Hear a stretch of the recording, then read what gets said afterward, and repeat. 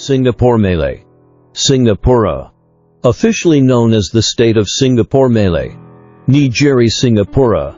Was a part of Malaysia from 1963 to 1965. Being one of its 14 states.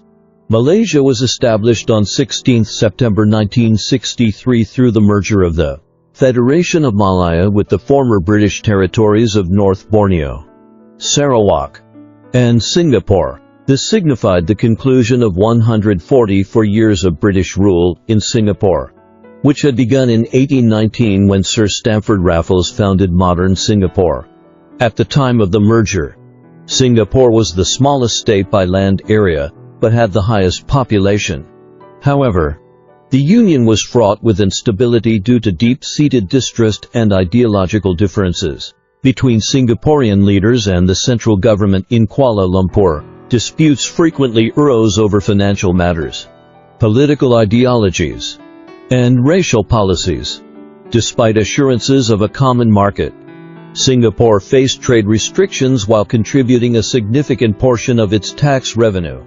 In response, it withheld loans meant for Sabah and Sarawak. Politically, tensions escalated when the Malay-based United Malays National Organization UMNO and the Singapore-based People's Action Party PAP contested each other as political domains, violating prior agreements. These conflicts contributed to racial unrest, including the 1964 riots in Singapore, which were partly linked to UMNO and its affiliated newspaper Utusan Melayu, which advocated for affirmative action for Singapore's Malay population. Ultimately, these tensions led Malaysian Prime Minister Tunku Abdul Rahman to make the decision to expel Singapore from the Federation. As a result, on 9 August 1965, Singapore became an independent nation. The Singapore and Malaysian federal governments clashed over economic matters. Under the Malaysia Agreement, Singapore committed to contributing 40% of its total revenue to the federal government and offering largely interest-free loans to Sabah and Sarawak, in return for the establishment of a common market. However, in July 1965, Malaysian Finance Minister Tan Sri Sin proposed increasing Singapore's contribution to 60%, suggesting that failure to comply could result in delays in implementing the common market. Singapore's finance minister, Goh Keng Swee, firmly rejected this proposal, arguing that Kuala Lumpur was unfairly imposing tariffs on Singapore-manufactured goods, violating the spirit of economic cooperation. Additionally, both sides could not agree on the terms of the loan to Sabah and Sarawak, eventually deciding to refer the dispute to the World Bank for arbitration. The political divide between Singapore and the federal government, which was dominated by the United Malays National Organization UMNO, also played a key role in their strained relations. UMNO feared that Singapore's continued presence in Malaysia would challenge the UMIPU tariff policy and affirmative action initiative designed to improve the economic status of Malays and indigenous groups. This policy conflicted with the People's Action Party PAP's vision of a Malaysian Malaysia, which advocated for equal treatment of all races, arguing that government policies should serve all Malaysian citizens regardless of ethnicity or economic background. Furthermore, there were concerns that Singapore's economic strength, particularly its port's dominance in regional trade, would gradually shift both economic and political influence away from Kuala Lumpur. This growing imbalance fueled tensions, making Singapore's separation from Malaysia seem increasingly inevitable.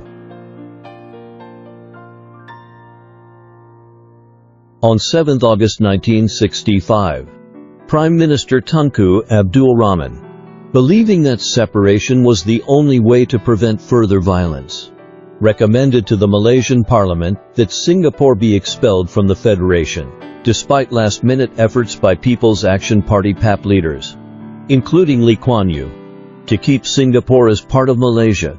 The Parliament voted unanimously on 9 August 1965 in favor of the expulsion, with Singapore's members of Parliament absent from the session.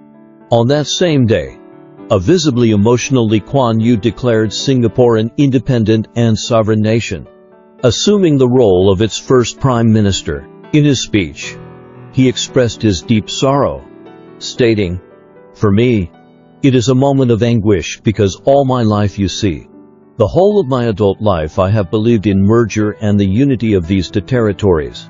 You know, it is a people connected by geography, economics, and ties of kinship. It has long been widely believed that Singapore was unilaterally expelled from Malaysia by the central government in Kuala Lumpur. However, previously classified documents from the so-called Albatross file named after a 1980s interview in which Goh Keng S. we described Singapore's merger with Malaysia as an albatross around their necks suggest a different narrative. These documents, declassified in 2023 after limited public access during a 2015 National Museum of Singapore exhibition, reveal that secret negotiations between the People's Action Party (PAP) and the Malaysian Alliance leadership began as early as July 1964. A handwritten letter from Lee Kuan Yew authorized Goh Keng Swee to initiate discussions with the Alliance leadership regarding Singapore's eventual departure from the Federation. Over the following year, both parties worked together to ensure that when Tunku Abdul Rahman officially announced Singapore's expulsion, it would be perceived as a fait accompli, an irreversible decision that could not be challenged by public backlash, as many Singaporeans still supported the merger at the time. By then, the PAP leadership had already consolidated its political position through measures such as Operation Cold Store, which had neutralized the Singaporean left by detaining key Baris and socialist leaders, including Lim Chin Sianji. Lee and Goh believed this separation would provide Singapore with the best of both worlds, shielding it from the communal unrest they anticipated in Malaysia while preserving economic access to Malaysian markets. Changes to governance. Following constitutional amendments passed in December 1965, Singapore was officially reconstituted as the Republic of Singapore. The vice-regal representative, Yang di-Pertua and Negara Yusof Ishak, became the country's first president, while the Legislative Assembly was transformed into the Parliament of Singapore. These changes were retroactively applied to Singapore's date of separation from Malaysia. Financially, the Malaya and British Borneo dollar remained in circulation until 1967, when Singapore introduced its own currency. Prior to this, discussions had taken place between the Malaysian and Singaporean governments about maintaining a common currency.